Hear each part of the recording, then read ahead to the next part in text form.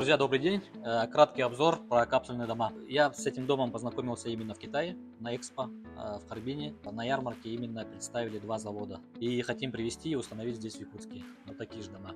Они предназначены для туризма, дома выходного дня. Вот эти дома стоят на ножках. Вот перед нами, допустим, размером дом 28 квадратных метров. Здесь длина 8,5, ширина 3,3 метра и высота 3,2 сантиметра. Такой экземпляр, именно вот такая модель, они стоят на 4 ножках. Здесь есть для приспособления для крана. Мы можем привезти такой готовый дом именно на машине. Привозим и устанавливаем именно на вашем земельном участке. Они стоят на сваях или заливают, допустим, фундамент. Каркас сделан из алюминиевой конструкции. Фасад сделан из алюминия. Внутренняя отделка. В тренде именно для внутренней отделки современных домов используют именно бамбуковый пластик. Покрытие пола на усмотрение уже. Можно и ламинат использовать, можно и использовать кафель, потому что здесь будет теплый пол.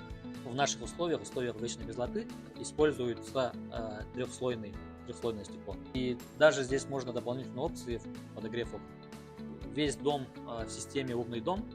То есть здесь есть и по кнопке можно включать свет, шторы закрывать, люк открывается, отопление. И здесь есть проектор просмотра именно фильмов или для детей, допустим, фильмов. Затем переходим к именно есть планировки. И хотим заключить договор на две модели.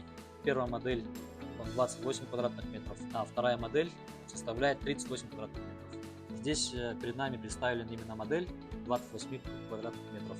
Допустим, у нас в Якутске я представляю эту капсулу именно на Чормуране или на берегу реки Вилюй, Лена, Алдан, Пюрюлюр, Булус и так далее. В таком пейзаже именно можно установить такие капсулы.